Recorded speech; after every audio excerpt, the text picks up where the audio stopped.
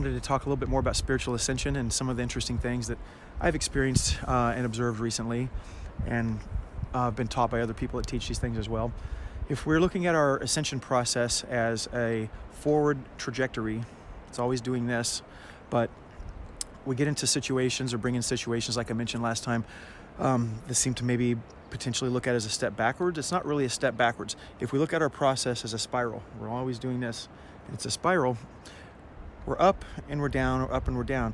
And we have the down moments, but what we're doing is we're actually scooping down into the lower thresholds of some of the negative things that we need to go revisit, and usually a deeper level and a deeper level and a deeper level each time.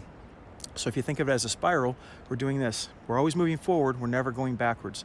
So it's encouraging to understand when we experience the things with the dark energy or whatever, it could be anything at all. We are experiencing those because we're ready to experience those. They're things that we can bring it up and in and clear and heal and move forward. And what happens over time is our spiral is bigger, smaller, smaller, smaller, and we're still having a spiral, but in time, the differences between the highs and the lows become almost not noticeable. So our trajectory becomes almost just a flat line, and that's where we come into peace and harmony with ourselves. Does that make sense? And cheat. Well, there's one part that stops right outside this hotel called the Crane Ladder Hotel, and you see all these guys that are on the West Highland Way cheat and go and get a room at night. I'd be that guy. Have like a steak. Yeah, I want the steak and the hot tub and everything. For sure. Well, no hot tubs in Scotland.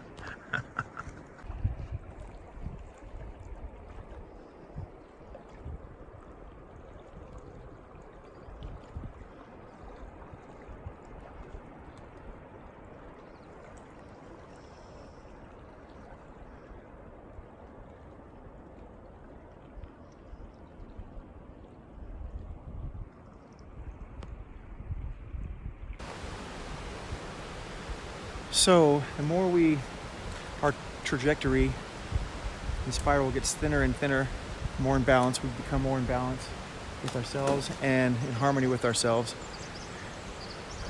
There's Chris back there trying to come into balance and harmony with himself in that log right there. So when we become in balance and harmony with ourselves, we become in harmony with everybody and all things around us. And then we just flow, like this water flowing out of the lake in harmony with itself.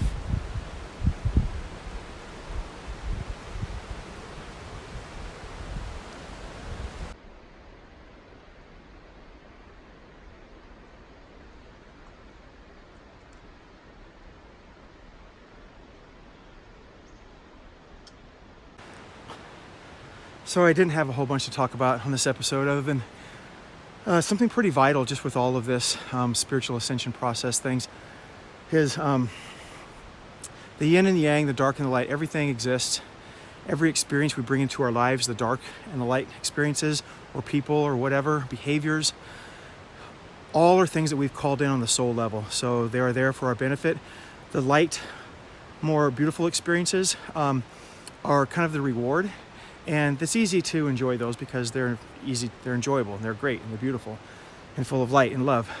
But the darker things are, once we really get this perspective, are there to be used as mirrors for ourselves and ask ourselves, why did I invite this in?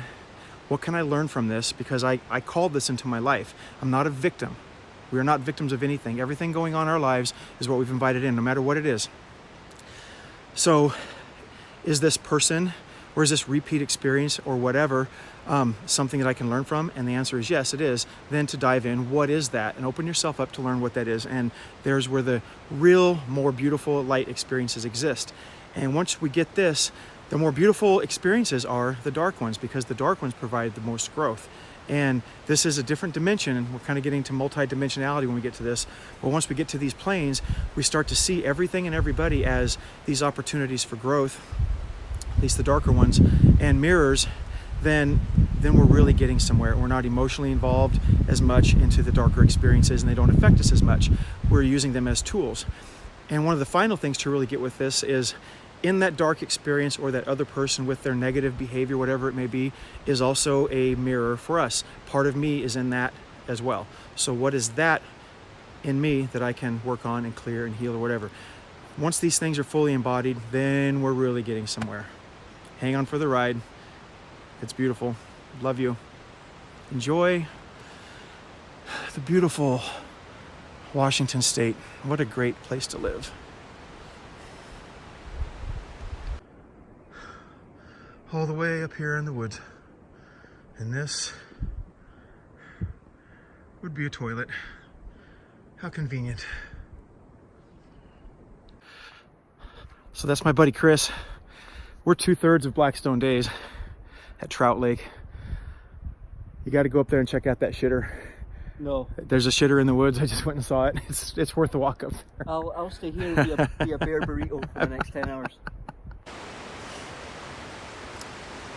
So when we come into harmony and union with ourselves, unconditional love for ourselves, that's when those things in the highest form can come into our lives. And we have to become that to attract that.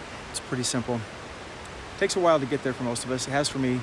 It's been a 7-year journey to kind of get to these thresholds, which I'm just stepping into now. The last 2 years has been really amplified with those things, but that's what I've come to learn so far. I hope you're enjoying learning these things with me.